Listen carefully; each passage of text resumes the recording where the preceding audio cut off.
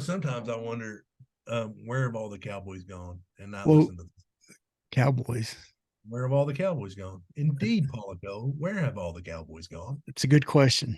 But here's a better question. Yep. Did you know we have a guest today? You know what? I'd heard a rumor. I'd seen it on the thing, on the phone machine. That's right. We have a guest and repeat guest. Repeat guest. Repeat guest. First coach to repeat, I think.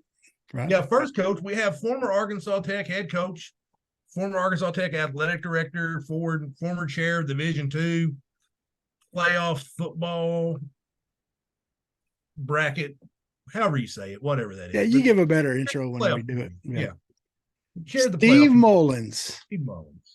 Steve Mullins. He was Clint had a good idea of asking him to come on because he can give some insight into what's going on with the Hogs right now, because he was a former offensive line coach turned head coach. So he knows a little bit there. He pays attention to the Razorbacks, and so he kind of knows what's going on and can kind of give insight from a head coach's perspective of what's going on a little bit. And of course, the offensive line plays one of the big things we talk about, right? So this is a great conversation, great interview as usual. When we had Coach Mullins on last time, it was a great time, and this is no different. Okay, so it was a great time. We appreciate him coming on, taking time out of his schedule. Be sure you like, you share, you subscribe, comment, let us know what you think, respond, and hey, you ready? I'm ready. I'm ready. Kick it, Sean. Go, Sean Michelle. 1, 2, 3, 4. You ever seen a lame man walk? Ever heard a dumb man talk? Never seen a blind man see? I promise you a change his name. You ever seen a cancer dead? Ever seen all the poor get fed? Ever seen a prisoner set free? I promise you a change his name.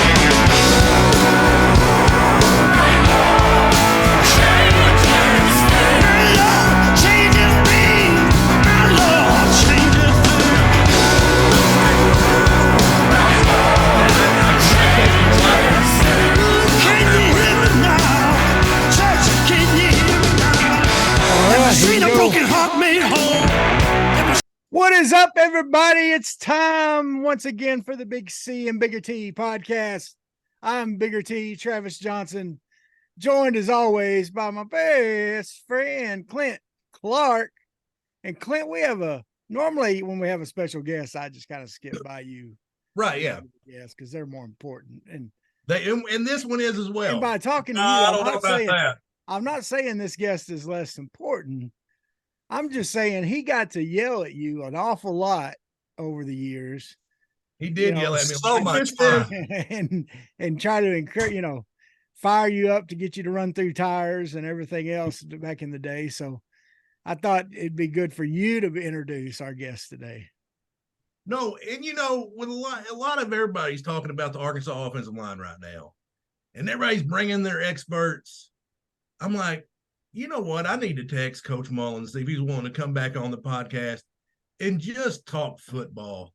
Like, we kind of talked about our story together at Arkansas Tech last time, and I thought, what better person to have on to talk football, offensive line, than Coach Steve Mullins, former Arkansas Tech head coach. How many times did you win Coach of the Year? 3 times. 3-time Coach of the Year. Former athletic director. Under his tutelage, won the conference cup or whatever the cup is called a gajillion times. Ladies and gentlemen, Coach Steve Mullins. Oh, well, thank you for that wonderful introduction. Yeah, I did my best. I have you did a great job. Thank you. A healthy amount of fear and respect from that man. So you don't have anything to fear anymore. No, if you had a whistle on and you yelled first group ready and blew it, I would probably take off running and not even know why. But honestly, Coach, was Clint ever in the first group? Let me think. I'm sure he was at one point in time. Okay. When he ran us, he would run us. Yeah, you were in the first group running. Right. Yeah. First group would be like offensive linemen and defensive linemen. Gotcha. Second group would be, your like little slightly less fat guys. Would be your linebackers, quarterbacks, tight ends, and then you'd have your running backs, D-backs, and wide receivers down on the other end. So yeah, had skinny guys last. Yeah, with skinny guys last, we always had different times to hit. I do remember the one time that y'all thought it was a good idea to turn on the sprinkler. Oh yeah, and the guys were morale. How about that? The guys were running through it, and it was right in the middle of the field, and like it was hitting the tight ends and knocking them over because it had such a powerful spray. Right, it's a little bit like a water cannon, no doubt. It was great. It was a good time. I bet. So, Coach Mullins, how you been? I've been doing great. That's awesome. Enjoying my time and really enjoying my children. And I have one grandchild that I sure have a lot of fun with. Yeah. Oh, it looks like you've taken, I follow Miss Liz's social media, and it looks like you've taken to the grandparent role just like that. It's like, two of the men I probably respect most in this world are my father, Tom Clark, and Coach Steve Mullins. And they are both in their grandchildren's hands, just putty. There's not much she can do that's wrong. Yeah, exactly. It's like almost makes that having kids worth it, huh? Absolutely.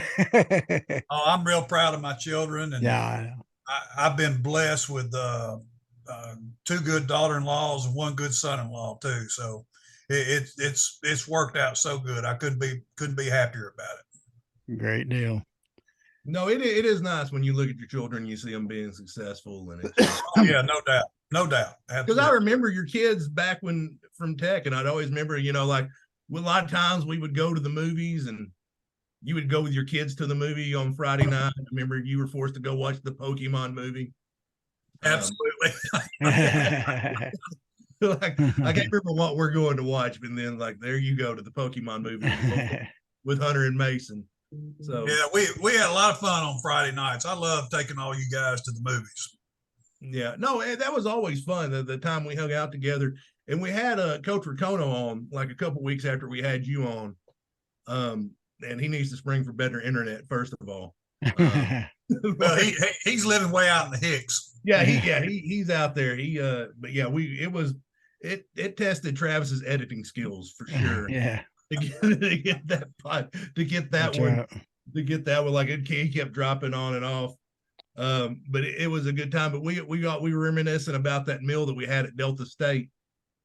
How good it was. Yeah, because I remember it's like a hole in the wall place, and I think Coach Cooley gets credit for finding it. But I just remember every time we get together, we reminisce about eating at that place. I'll tell you, that's the best thing about Cleveland, Mississippi is the food over there. They've got great food. They definitely do. Well, we have a Holy Schnikes moment this week, and we usually don't do it when we have a guest on, but it's just too good. So there's a couple. And Coach Holy Schnikes, are you familiar with what we're doing here? Has he warned you about this? I don't know. No, but I'm ready. Go ahead. What is it? It comes from Chris Farley, the actor that passed away years ago. Yeah. He used to say holy Schnikes instead of holy crap, or holy cow. So it's kind of our holy cow moment of the week. Like, did you hear this happen sort of thing? Okay, ready. So that's what it is. There was a couple, and I think their last name is McGinnis. I looked at the article yesterday, but they are suing Disney for $50,000, $50,000, which isn't a large sum of money to sue someone for. Well, especially Disney. Yeah, Disney. But they're suing because they got an atomic wedgie in one of the rides, the water park rides. Their legs come uncrossed, and the wedgie was so bad that it caused injury, and they need $50,000 to make it whole. And their medical bills. Medical bills. Well, I guess because they tell you to cross your legs, and I guess the legs come uncrossed, and they're like, they didn't warn us to the effects of what happens if we uncrossed our legs. Like they told you to cross your legs, and apparently they're saying because of the female anatomy, and that's as far as I'm going to go, that it caused really significant damage And so $50,000 from Disney is what they want because of an extreme wedgie. Now, I was telling Coach before we came on about how I'm a petrified of heights. Just I don't do it. Yeah. And so I started because you remember if either one of y'all did y'all go to Wild River Country? I know Travis went. Yeah. Back in the day, and they had the lightning boat, which is the slide straight up that would give you a bad wedgie. Yeah. Okay. Because I'm scared of heights, I probably walked halfway up that thing and went more times than down. But that would always give a good wedgie. But I couldn't imagine, telling And damage. like I'm gonna need 50 G's. I had to pull this out my butt crack. Well, and that's why when you go to the water park, you watch other people go down these slides. Okay, first. Yeah. And then you look at what they go through going down them. Okay. First of all, I never went down the lightning bolt because I was just as wide as it was. So I knew there was a good chance I was bouncing out of that bad boy. Yeah, no, Second of all, when you get my mass, like everybody else, stops at the, halfway through the pool. Well, I'm probably going to go ramp into the kiddie pool when I get down to the bottom. You're going to get a good. Yeah, like I'm going, like on all those water rides, I went all the way to the end of the pool every time. Yeah, makes sense. I would watch the lightning bolt, and the one thing you would see is every person get up, picking their swim trunks, or swim bottoms out of their derriere. Okay, yeah. And I knew I don't want clothing up there. So I'm not going to go up there and go down that slide. So I think, I don't know. I don't know if they can sue for 50,000. If I was a judge, I don't know. I don't know if I would give them that. Tough call, especially when they tell you not to do something and you do it. Right. I'd almost give them credit though, because most people would have asked for like 50,000 for the medical and then 2 million for emotional damage, or something. It's a lot of money, but it's a reasonable amount. It's not like they asked for, just stupid money, like at least 50 grand, but still you're going to go to court, probably going to go to trial over a wedgie. So yeah, heck of a deal. Yeah. Well, speaking of paying something like an atomic wedgie, yes, the Razorbacks offense has been struggling over the last few weeks. Coach, have you paid much attention to the Razorbacks? You watch most of the games?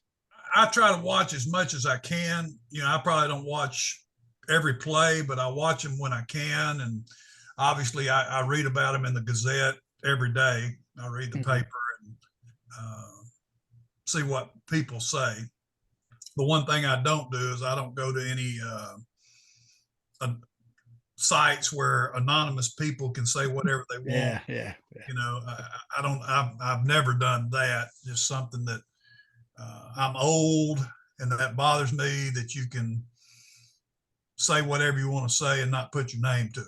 If you're man enough to say it, put your name to it. Yeah.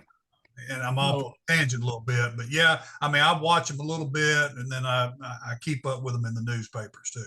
Well, and of course, a big part of the focus, a big part of the problem we're talking about is the offensive line. Sure. What have you seen, and you coached offensive line, you were a head coach. Of course, you had a lot more head coaching experience than what Pittman's had. But what are you seeing from this team? Because a lot of the fans are mad because they felt like we were sold this. And I'm not saying we were sold this, but what a lot of the fans are saying, they felt like they were sold this. This is a really good team, because you had KJ, a fourth-year quarterback. You got Rocket, in a great running back room. A question was the receivers. And they're actually turned out to be pretty good. Some of them, they're looking pretty good out there. You got a defensive line that should be great, which they haven't really played up. The worry was about the D-backs. They've been playing pretty good, and linebackers seem to be doing good. The biggest problem we see is we got some linemen grading out at 24%. starting Yeah, offensive lineman. yeah, it's a tough deal. And first off, the league that you don't want to be poor in the offensive line is the SEC. Mm-hmm. All you got to do is go back and look at all the drafts and how many first rounders come out of the SEC. It's phenomenal. So you're playing some grown men across from you. And then, and obviously they had people that graduated and all those kind of things. And you have a change in the offense. And I know a year ago, 2 years ago, people would try to be very critical of Browse as the offensive coordinator because he would do some things sometimes that people didn't agree with. But at the end of the day, if you look at the statistics, I think they were in the upper third in all the offensive categories in the SEC. Mm-hmm. I mean, he was moving the ball, he was scoring some points, all those kind of things. And everybody has different talents. I don't even care if you're the punter, you have different talents. And so, in my opinion, what little I know, Jefferson has a certain amount of talent that fit into Browse's offense.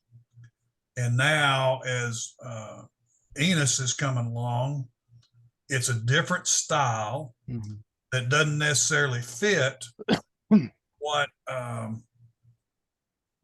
Jefferson's talents are. Mm-hmm. And that's always a struggle because you want to do what you want to do, and in the long run maybe it works out, sometimes it doesn't work out. I've been there as a coach about here's something I really believe in, and all of a sudden I've got a team that, guess what I believe in they can't do. Mm-hmm. and it's a hard adjustment. One year at Tech, and one of my favorite players was our best kicker, a guy named Mark Eversman, who ended up being our starting quarterback because we ran out of quarterbacks. Now, we had a losing record. We finished 5-6, but we still managed to win 5 games with Mark. And all of a sudden you have to adjust everything. Yeah. And so I'm now going backwards, trying to do what Jefferson does best, but you've also got to do what you think your offensive line can do best. Yeah. And, and I'm going over the top though. If you got a bunch of receivers that run a 4.7 and you really believe in vertical routes, well, you can believe all you want to, but guess what? Those guys ain't never going to be open. Yeah. Never. And you can scheme up things, and I'm going to do this, I'm going to do this to get them deep. But guess what? They run a 4.7. Yeah. They'll never get deep. And so trying to, not only do you have to judge the individual talent of the offensive line, but more so than any group out there, those 5, and then when you attach the tight end or one of the running backs, those 6 or 7 have to work as a unit. Mm-hmm. So what can this individual do? What can this unit do? And then, you hear people talk, and even at the NFL level, when you don't start the same offensive line 2 weeks in a row, there's issues. Well, there is. Yeah. You get used to what that guy beside you can do. And you've got to know, here's what the offensive line can do. Because at the end of the day, it doesn't matter how great your quarterback is, which obviously he is, how great your tailbacks are, which they are. If you can't execute something up front, it doesn't matter. Yeah. The old saying, I'm going back hundreds of years ago, everybody looks the same laying flat on the ground. Yeah.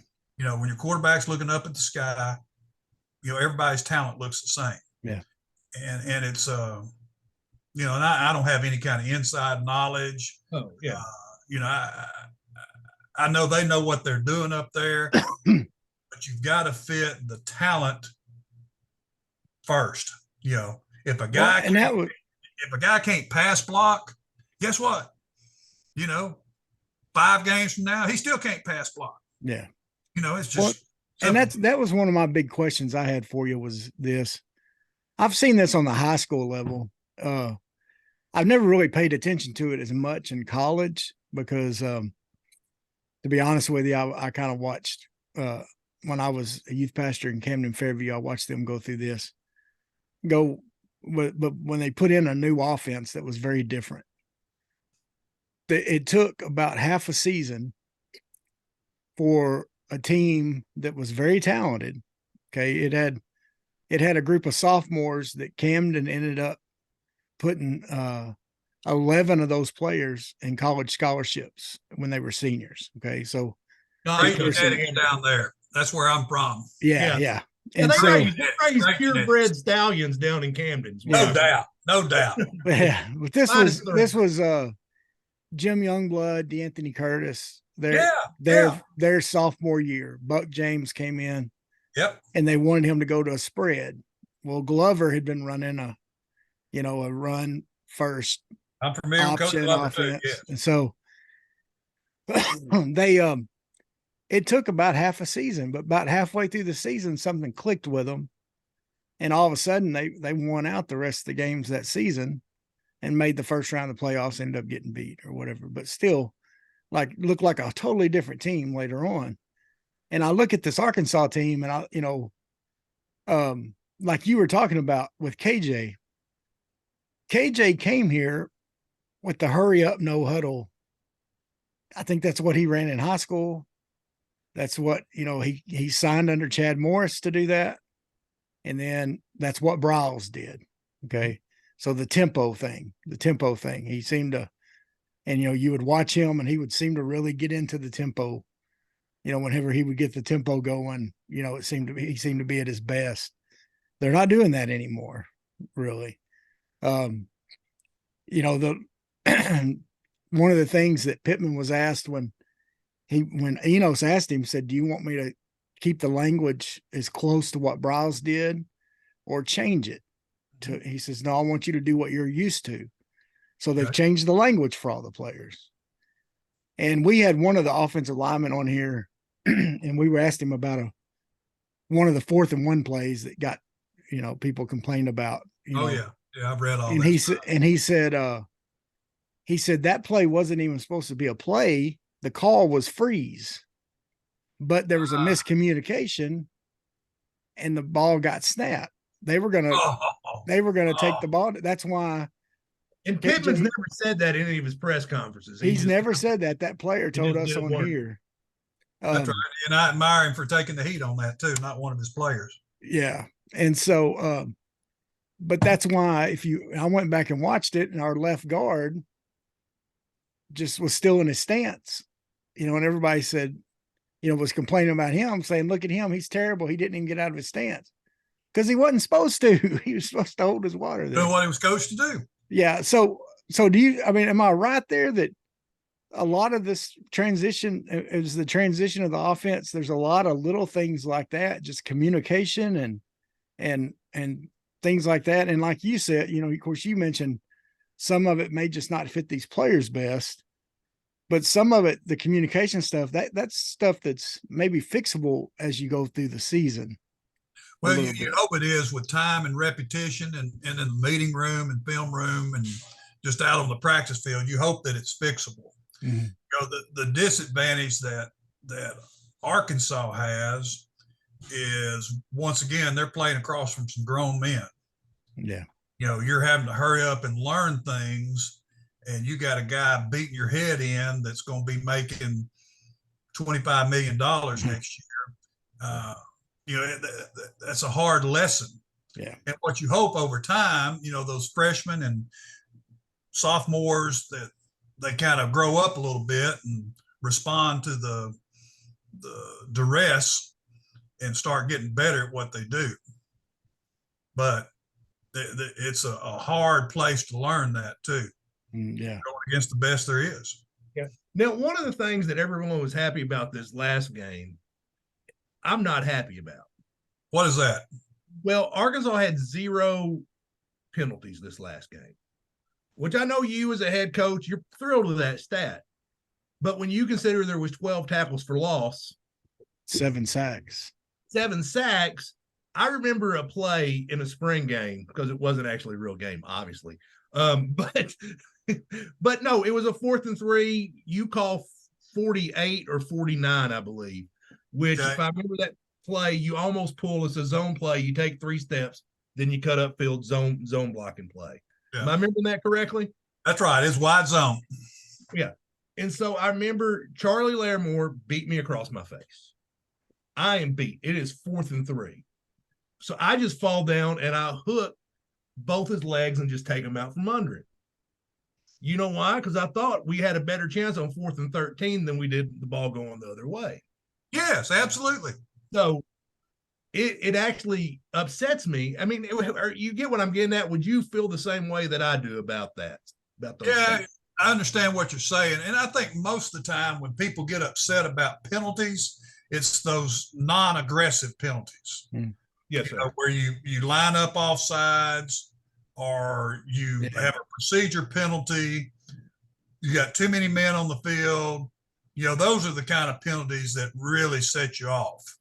And the other ones are when you use a horrible technique and then you have to tackle somebody. Yeah. But yeah, sometimes people are just better than you. When I was in college, my roommate in college was an offensive lineman, a guy named Benji Pierce, who passed away spring ago, one of my best friends in the world. And what he used to do when he got overmatched, he would try to square up on them where they would hit him in the middle, and then he would just lock his hands underneath their shoulder pads and fall backwards, like they just ran over him. I mean, that was his. When he couldn't stop a guy, he'd just hold him and fall backwards, and it'd be like, guy just ran over me, Yeah. But he gave the quarterback another second and a half to throw the ball. Yeah. You got to do what you got to do. Yeah, the center we had right before you got there, Jeremy Fulgham, he was a master at that technique. Oh, okay. Just fall back. Yeah, so I'm familiar with that one. Yeah. So I've seen players in the pros use that, Oh, yeah. And I've seen them out of necessity. It's not because they want to. I've seen them get called for holding too, because their hands get a little too, when they get knocked down, their hands get too far out. Yeah, you can't let them get real wide. No, you can't. No. Now, one of the things I do run the risk of becoming here is the grumpy old man that goes, back in my day. That's right. It happens with age. Go ahead. It happens. I'm 47 years old. And Travis is 47. Coach, you're not a day over 50. But we've had the calendars flip a few times, but the game has changed. It Absolutely. just, to me, everyone's griping about the Arkansas's running game. But I see it across college football. Offensive linemen don't fire off the ball anymore. You very rarely see games where the offensive line's driving people back. Sure. Is that becoming a lost art? How has offensive line play changed through the years, and why are we seeing that? Well, it's a finesse game, and then there's so much of the RPO stuff. When all that started, it was real easy for offensive linemen because the officials did a horrible job of calling linemen downfield.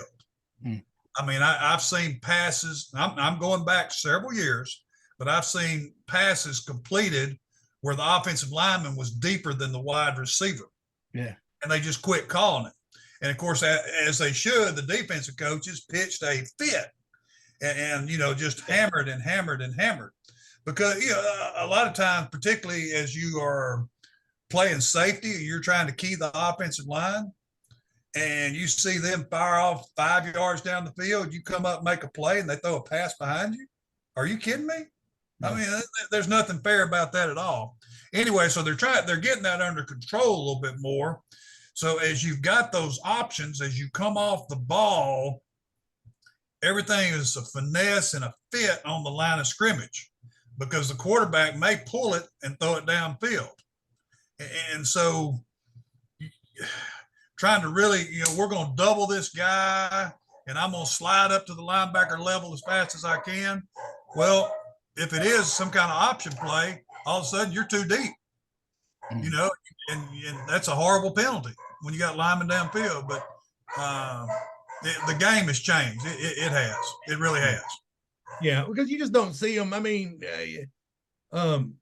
you just don't see. I mean, I don't see them driving people off the ball because I remember there was one game the second team offensive line was in, and you said, "Hey, Clint, your next drive go in," and I'm like, "Sweet." So I'm over there stretching. Get him a little stretch. I'm like, Oh yeah. I'm ready. Let's go. But the second team offensive line drove the ball the entire way downfield, chewed a ridiculous amount of time off the clock. And I remember Coach Kona coming over there like, guys, I didn't call one pass play that entire drive. Drove down, scored a touchdown. Just you don't see that anymore. Like when they need to run, like there's 5 minutes left in the game, let's end this. Yeah. Yeah. You just don't see teams do that anymore because it's just all spread out and they want to pass and they get mad that they can't do it, but they don't do it anymore because the game's not played that way anymore. No, and you got to practice anything you're going to be good at. You got to practice it. It's just that simple. And the contact, and I guess it's for the good, but the contact in practice has been cut back a lot. There are a lot of people that have a philosophy about let's just make sure everybody gets to Saturday. And not, I don't know what I'm trying to say here. You've got to build a certain amount of toughness. Yes, sir. And at the end of the day, football is a contact sport. Yeah. And rightfully so. They've tried so hard to reduce the injuries. And I get that, but there's no substitute for hitting another human as you're practicing. There's no substitute for taking a hit from another human. No, that's right. That's right. And getting your body used to it. Even at the NFL level, you see guys that are players that do not do any preseason stuff at all. Yeah. The first time they get into action is their first game, and sometimes the results are not so good. The first time they've really been hit. And I understand you've got $50 million invested in that quarterback. Yeah. You got him jacked up in practice. Guess what? You're gone. Yeah. And so there's a line to stand close to without going over. Yeah. The illustration I always use, Coach, and Clint will understand this for sure because, Clint's done some of his professional wrestling. But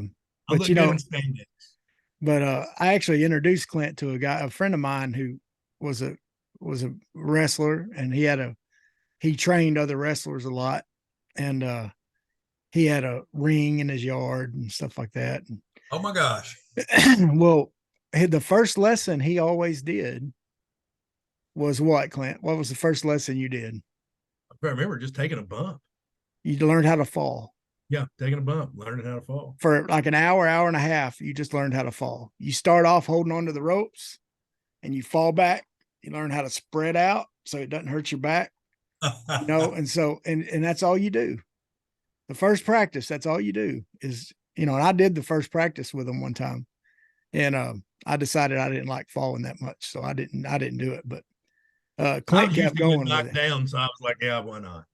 But, and that's the key to that professional wrestling. Everyone says it's fake. Well, no, it's not all fake. It's what it is they may know a move's coming, so they know how to take it so that their body is in the right place because they practiced it. Yeah. And in football, I think it's the same way. You got to learn how to take a tackle. Your body has to know how to fall right, how to take tackles right. And you're right. How to protect the football too. There's a happy medium there. And Dan Campbell, he's the coach for the Lions. Yep. Former tight end. NFL tight end. Campbell. Yeah. And on that show Hard Knocks last year, they did more tackling, more physical practices. And some of the guys were complaining about it. And they showed a meeting he had with them. He said, look, guys, he said, I know some of y'all aren't liking this, but he said, I'm doing it to protect you. He said, there's studies that show that if you don't do enough, you're more apt to get hurt. And there's studies that show that if we do too much with you, then you're going to get hurt. So we're trying to find that happy medium so you can go out there and be the best. Yep. And I thought that was really good because you don't hear that, because you start telling coaches they need to hit more and they're like, no way, never, Don't want to take a chance on getting people injured. You're right. Yeah. There's a lot of that goes on. And one of the reasons I wanted to have you on, Coach, is obviously your background before you became head coach was offensive coordinator, offensive line coach. Yep. But you were mainly the offensive line coach is what I know you as, other than a head coach. So your experience. So one of the things Arkansas is struggling at is offensive line.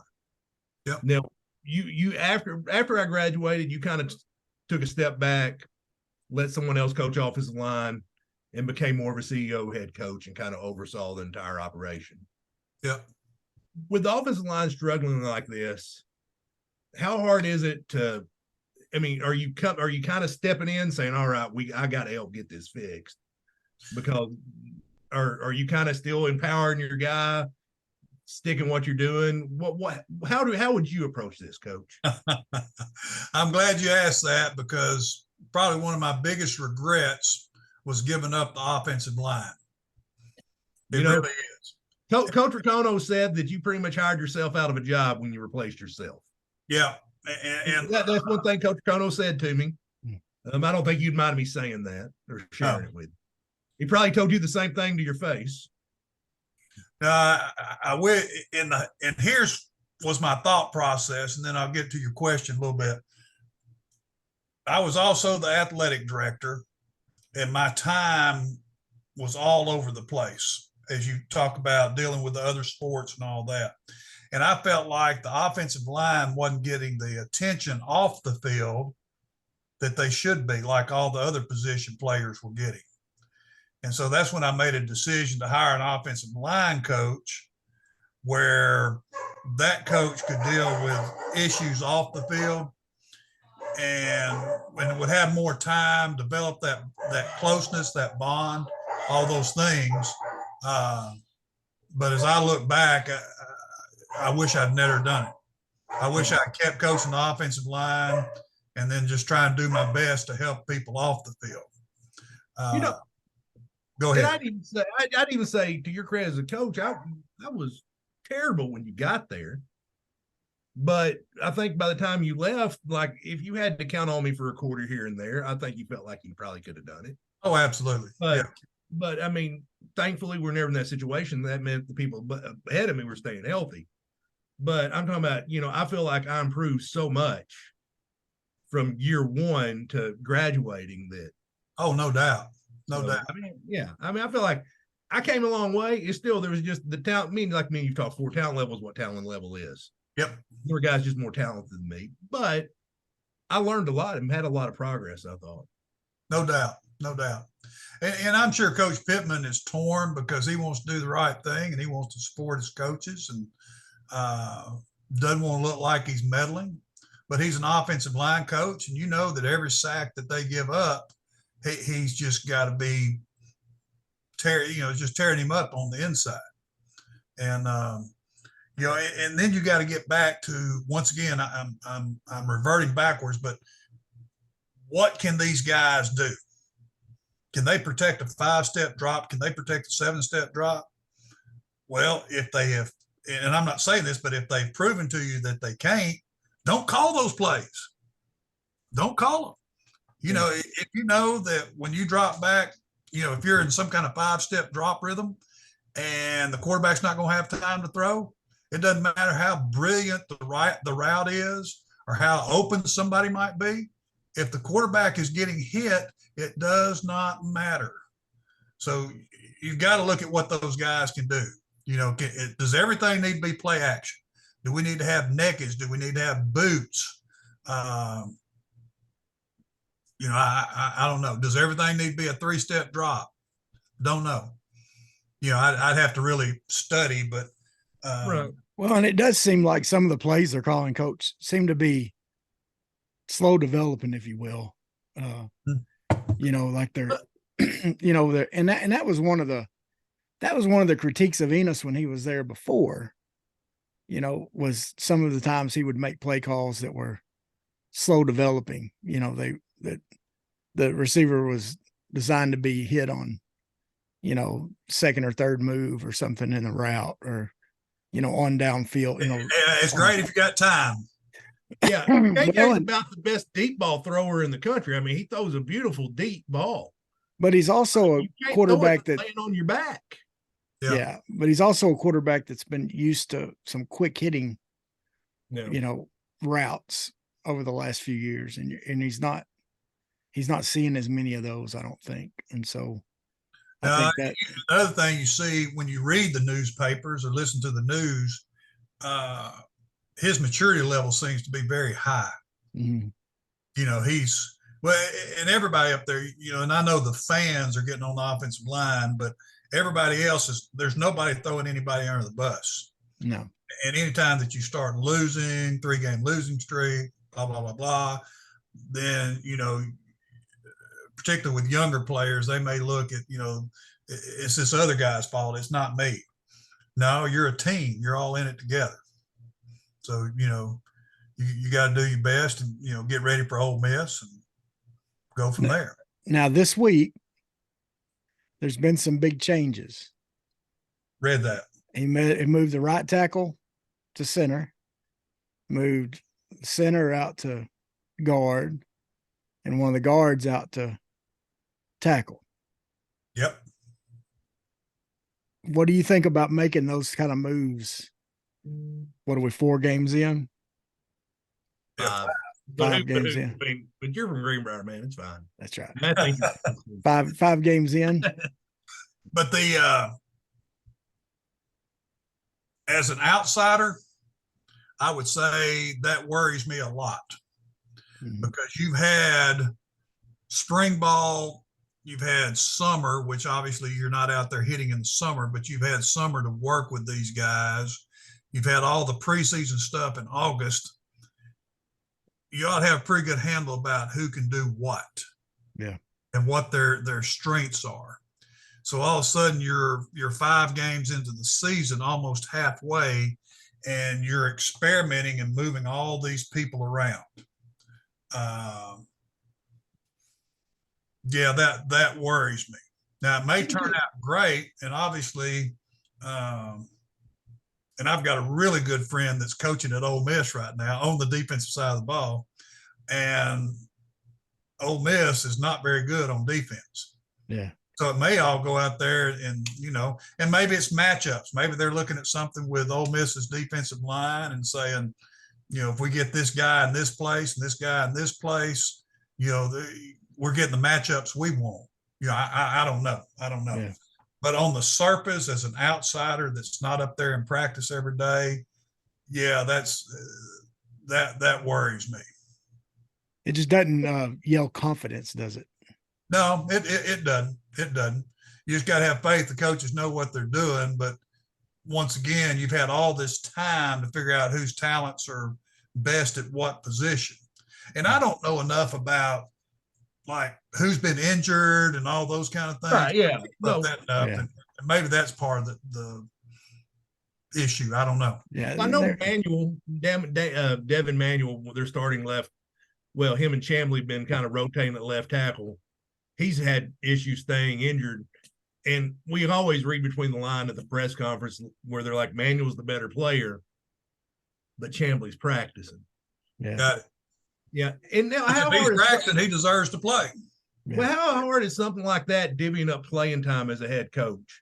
If you got, I know it happened to Matt Nelson. He had a shoulder injury his senior year, and you let Myers start in front of him because Myers had practiced all week. And I 100% agree with that decision. But how hard is it divvying up the playing time when you've got a proven starter who's probably a little bit better football player, but you've got a backup that's been practicing? Do you try to get them 50-50, or you try to get your number one guy out there more? How do you try to handle a situation like that, Coach? Well, the guy that's practicing has got to play. Yeah. If over the course of time, if you develop a reputation of I can be hot or I can be sick or whatever, and I can not practice on Sunday, Tuesday, Wednesday, but I can come back on Thursday and be the starter on Saturday, that's a message to everybody. Yeah. You know, not only to the guy that's playing second team behind him, but to everybody else on the team.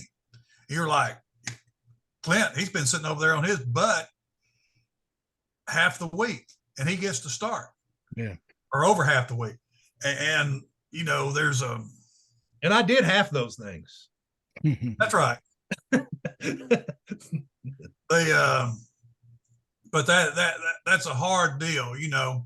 When a guy's practicing and the other guy's not practicing, Yeah. he deserves to play. Yeah. It is tough. Now, he shuffled around the offensive line, you know, moved parts over. It could be a matchup thing. Would you be more apt as a head coach to go that way, or maybe like, okay, let's get this other guy in a game a little bit more? Maybe he's a gamer and he ain't showed me in practice what he might be able to do in a game. Yeah, and once again, not being on the inside up there. Oh, I know. We're speaking in generalities here. Yeah, I would have a tendency to say this guy that's been practicing at right tackle for 10 weeks, let's give him a shot. Let's see what's happening. Steve is not getting it done. We got to find somebody that can get it done. And once again, at that level, there's so many great athletes. So as you're thinking, you got to think, okay, we got to get our 5 best athletes out there in the offensive line, which I don't know. You know, if you've got the difference and people have played in the line, there's a lot of difference technique wise in between all 3 of those positions: center, guard, tackle. So much different technique wise. There is, yeah. So if you've got a guy that for 10 weeks has been practicing at tackle and practicing those techniques, I would have a tendency to give him a shot before I started trying to shuffle things around. Yeah. That makes sense for sure. Yeah. I don't know if it does or not, but yeah. No, it does. And that's one thing I wanted to ask you. Now, obviously losing 3 in a row, have you ever, I mean, I know you probably tried to forget it if you did, but have you ever lost 3 in a row? Oh, I'm sure that I have. I swear I don't really remember. Right. You know, the first year that I came to Tech, came in the summertime and didn't know anybody on the team, didn't know 90% of the coaching staff. I mean, I knew them, but I'd never worked with them. There was a couple of guys that I'd known just as how you know people, you know, just friends or whatever. So it was a challenge, and I don't know. I don't know where I'm trying to lead to, but well, you know, obviously you hit hard times in the locker room. To get to the mountain, you've got to go through plenty of valleys, and you even seem like you go down quite a bit. What kind of things are you doing as a head coach to kind of keep the team's focus when you're going through something like this? Well, it all depends on your team. You know, if you got a bunch of guys that are going out there every day and they got a good attitude and they're working hard, you need to be as positive as you can with them. Appreciate your effort. We're going to keep working. We're going to get better. We're going to get our break. You know, something good is going to happen to us. Now, the flip side is you got a bunch of malcontents that all they want to do is complain and, you know, talk about this isn't fair, that isn't fair, you know, locker room lawyers, all those kind of things. You know, then you have to start trying to eliminate people. Yeah. Okay. Can you please, because I've never heard that term before, and I need to hear the definition by head coach Steve Mullins. Locker room lawyers? Locker room lawyer. That's a guy that comes in off the practice field and, you know, coach has been on his butt and he's like, oh, this coach, he doesn't know anything. I can't believe we're doing this. I can't believe we're doing that. And he's working us too hard, or he's not working us hard enough, which nobody ever says that. Yeah, I've never uttered those words. Yeah, no one's ever said that. But, you know, they want to try to litigate, and they want to get everybody in the locker room to say, oh, you know, Clint, you're right, and you're being mistreated, and coach is not fair to you, and he's not fair to anybody. They're trying to win over a jury. Yeah, absolutely. Yeah. And you're trying to win over your peers. Where at the end of the day, guess what? You are. I'm at a loss for words because I'm trying to use good words. Right. You're not a very good. Not a very good teammate at that point. Not a very good teammate, and you know what? Maybe you're not a very good football player. Yeah. And you try to stir up things instead of going into the locker room and say, you know what? Here's what we got to do to get better. Yeah. All you want to do is bitch. All you want to do is complain. Yeah. Now I noticed you have some nice furniture in behind you. Nice bed, nice nightstands. Coach, how did you pay for all that stuff? What profession were you in? College football. College football. Now, would you rather play favorites or own that stuff behind you? I'd rather own that stuff. I mean, that's just the reality. The idea that you would ever play anybody or any coach would ever play anybody because they like Billy better than Joey is just the dumbest argument ever that I ever hear. No one plays favorites. I've heard that same argument since the 70s. Yeah. That would be the 1970s. And I'm thinking, okay, so this coach, take it to the highest level. This coach is making $5 million a year and he wants to lose his job. Yeah. He wants to play the people that are not the best players. Yeah. Because he wants to lose his $5 million a year job. Really? Oh, okay. Yeah. Right, yeah. No, that's why I was like, yeah, I mean, it's like. And there's some fans calling in to talk shows saying that. Yeah. That Pittman's playing his favorites. He's not playing. Yeah. And I'm sorry, but how stupid. Now, how stupid. Now, I'll tell you, one of the things that does jump in my mind, I can't help but do it. Maybe it's the secret conspiracy theory person in the back of my head something. But with transfer portal, NIL stuff, is there pressure on some of these coaches to give playing time to guys because they've made promises to them in order to keep them around, in order to get them to come? There is always going to be that pressure. There's always going to be that pressure. And you know what? If I'm the guy that gave you enough money to pay Clint Clark $300,000 a year, I expect to see Clint Clark playing. Yeah. Yeah. You're telling me that I gave you you told me you needed $300,000 to get Clint to come to school here. And now he's the third string center. Yeah. You're telling me Clint can't play? Yeah. Yeah. So there's pressure there. And there's pressure about you have to re-recruit your whole team every year. Yeah.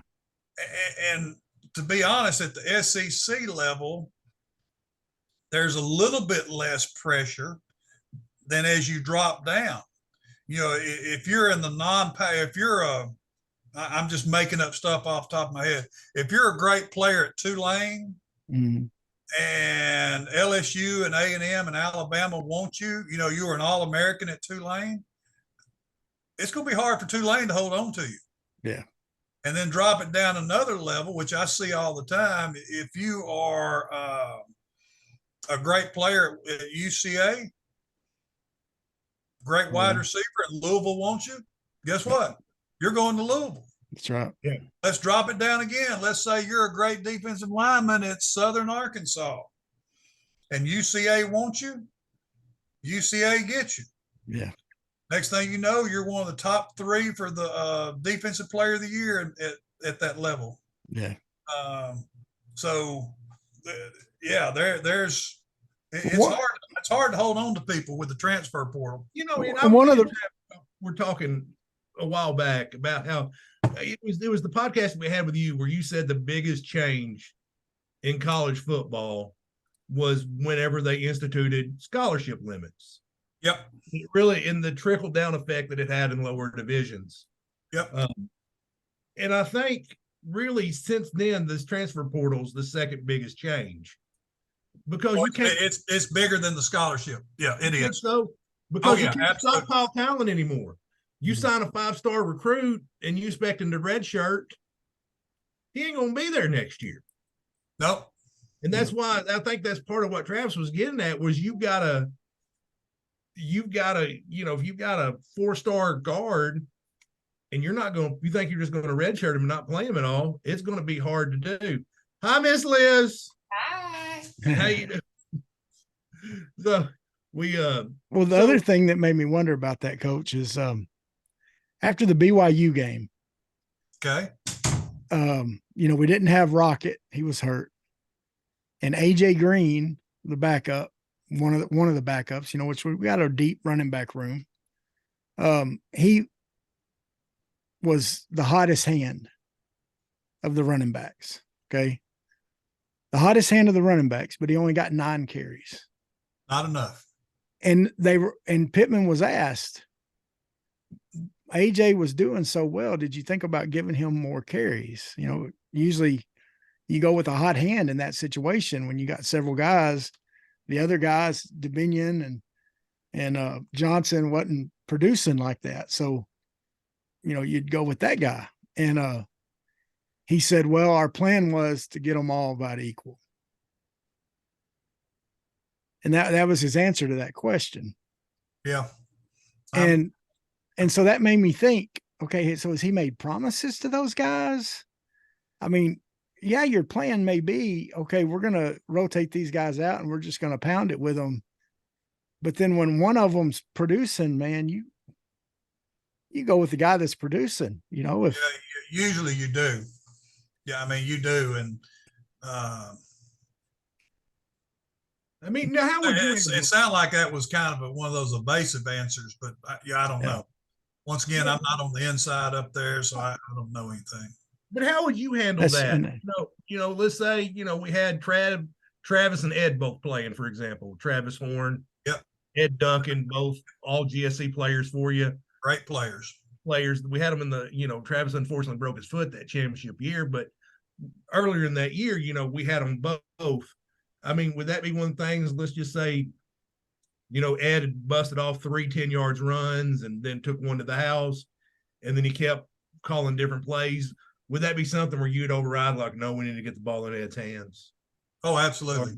I mean, and normally I wouldn't have to do something like that, but most good offense coordinators know, here's the guy. There might be one wide receiver that the other team absolutely cannot handle. Well, you'll be stupid not to keep throwing to him. That's right. And it's all about matchups, and obviously you see that every week on Sunday. And when you can find that matchup, you try to exploit the heck out of it. Yeah. And you don't always get that, but sometimes you do. Well, you go back to Houston Nutt with Darren McFadden, Felix Jones, and Peyton Hillis. That's right. Not enough carries in the game. But whoever was hotter, I mean, most of the time it was Darren was the hot one. Yeah. But there were times when Felix was the guy that was, And when he averaged like 10 yards a carry or something. Yeah. Something ridiculous like that. I think for career he was like around 8. Yeah. But yeah, coach, you see that, you think I should give him the ball to him more. That's Let's right. bring the average down. That's right. But and that's what. And of course, that's the other thing, of course, we're not up there. We don't know. We're not in the locker room. We're not at practice. We're not in those coaches' meetings. We're not in those meeting rooms.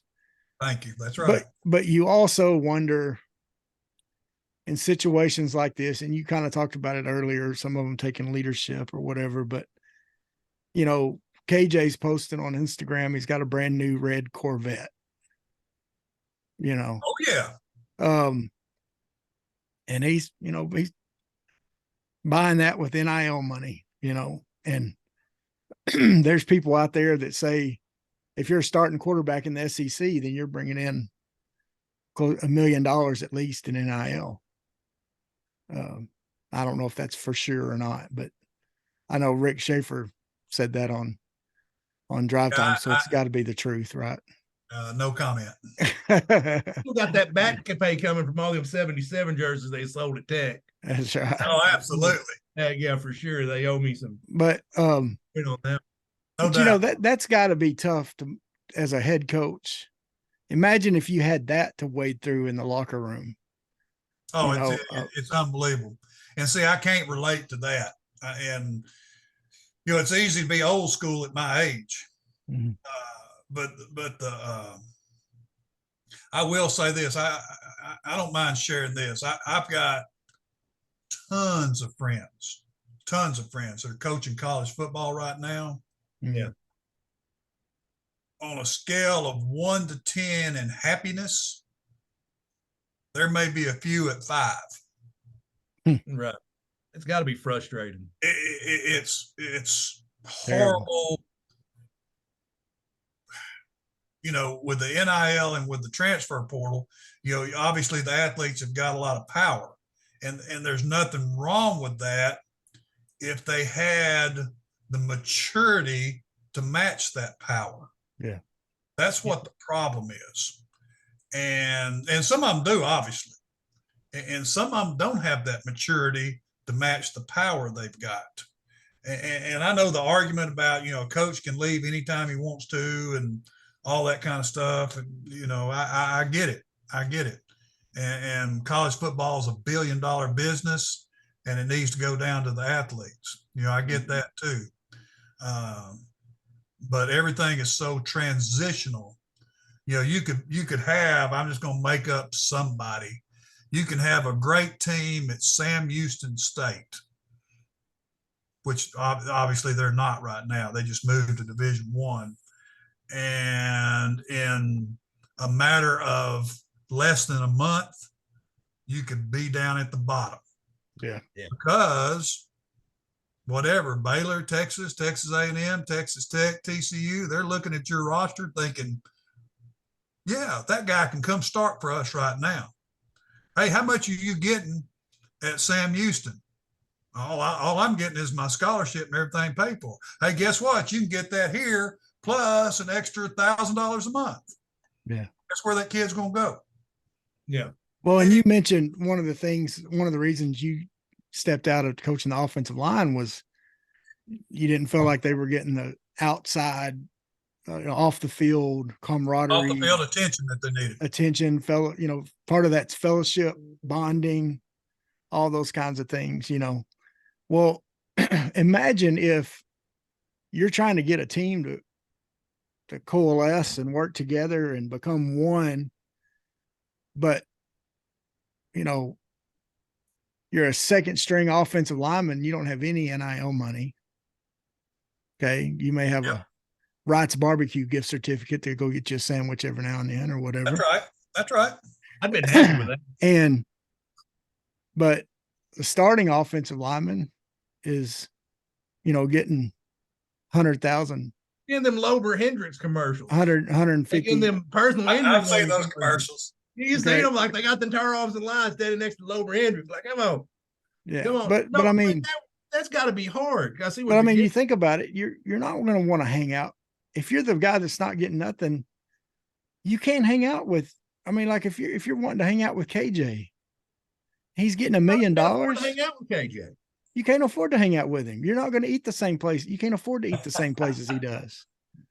He's going to the steakhouse, and you're wanting to go to Chick-fil-A. You know, I mean, That's right. or the whatever. I mean, but that's got to be so hard to manage as a coach whenever, you know.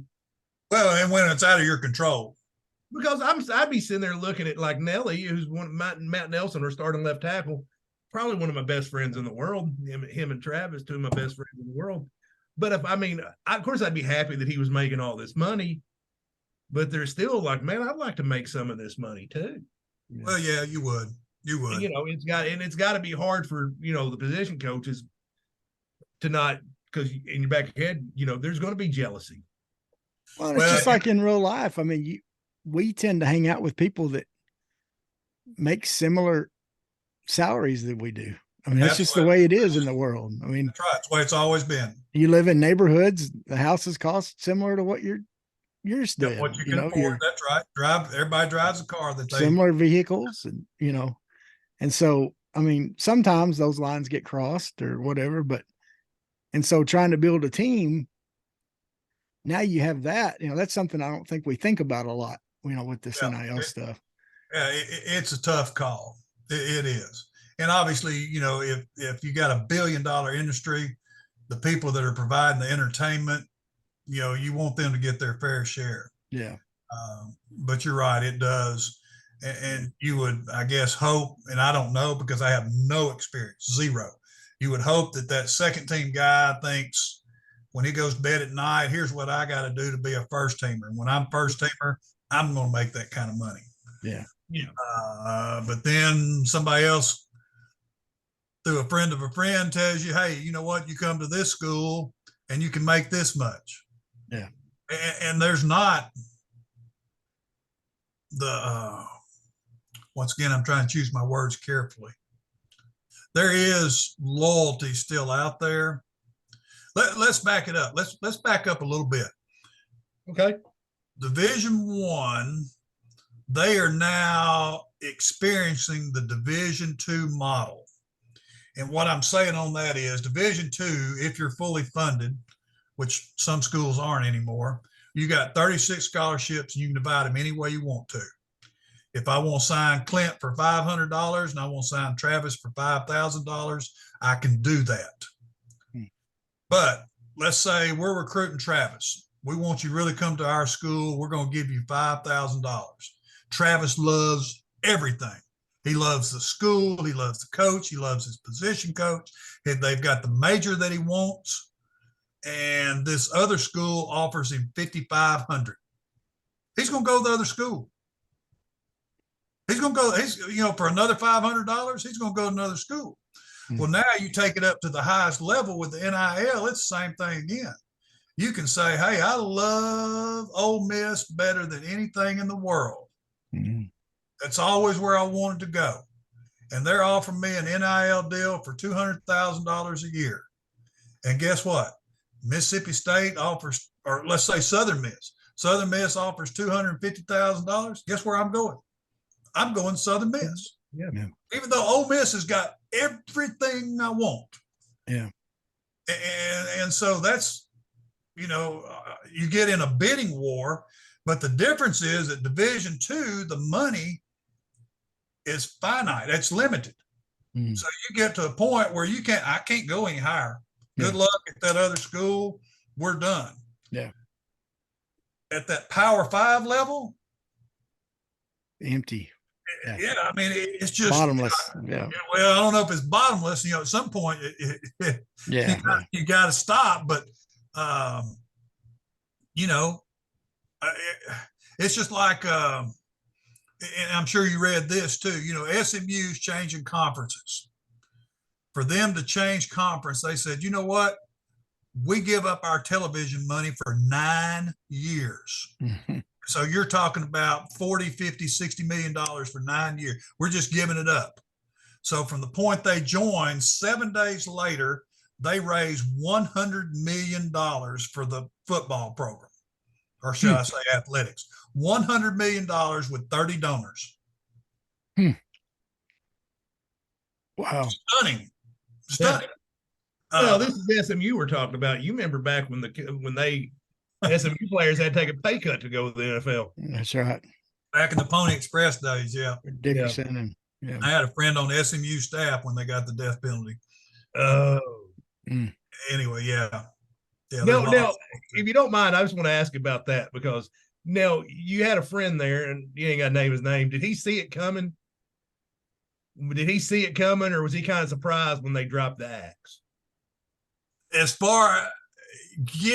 was rumors about it. Maybe it's going to happen, but the whole thing was the arrogance behind it. Yeah. Clint, you're cheating. We know you're cheating. We've got all the facts. We don't want Travis the booster to show up anymore. And you're out there with Travis every day. We told you not to associate with Travis.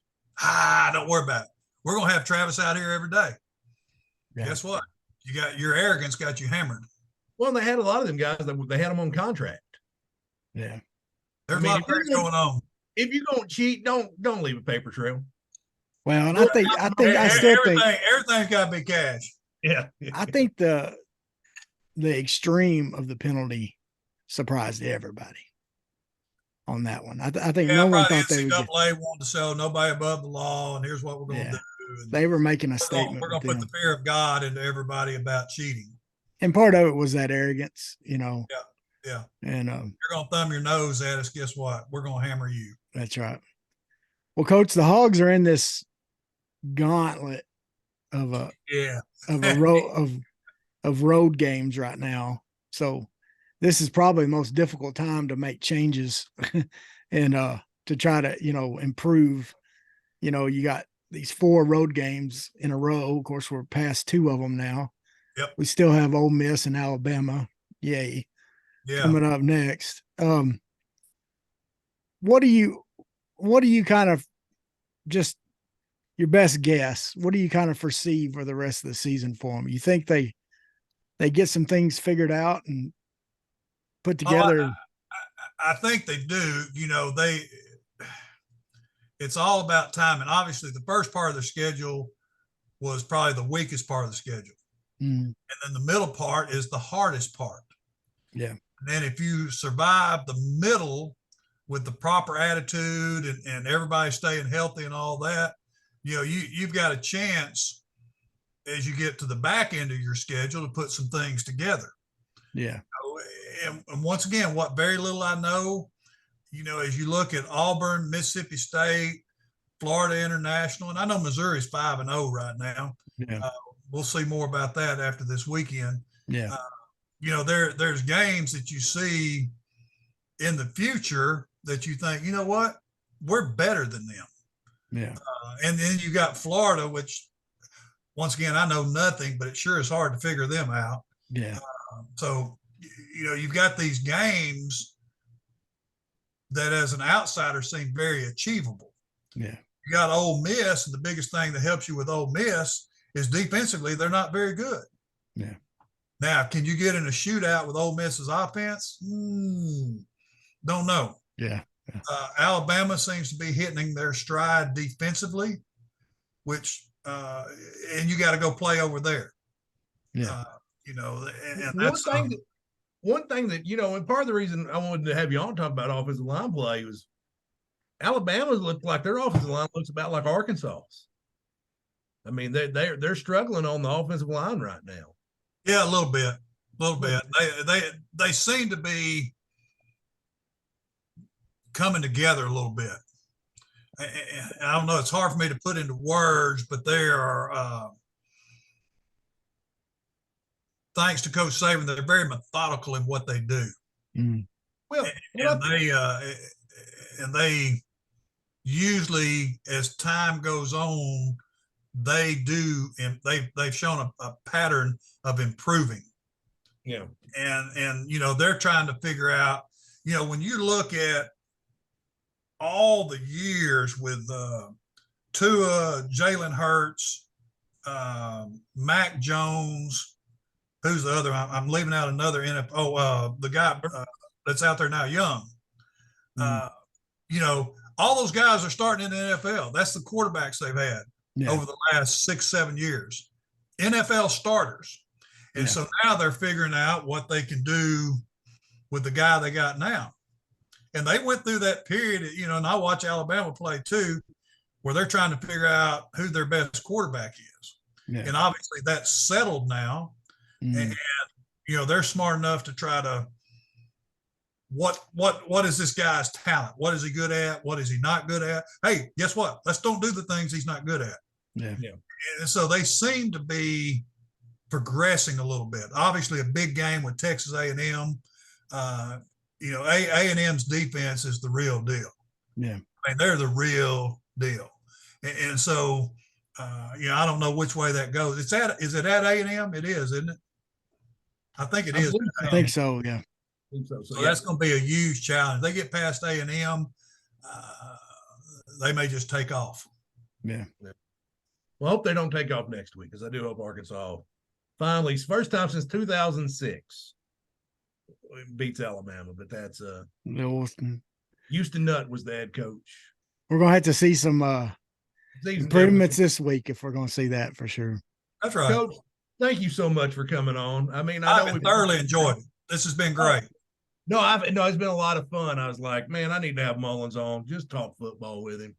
Yeah, just great insights, Coach. We do appreciate it, man. Okay, I need my T-shirt.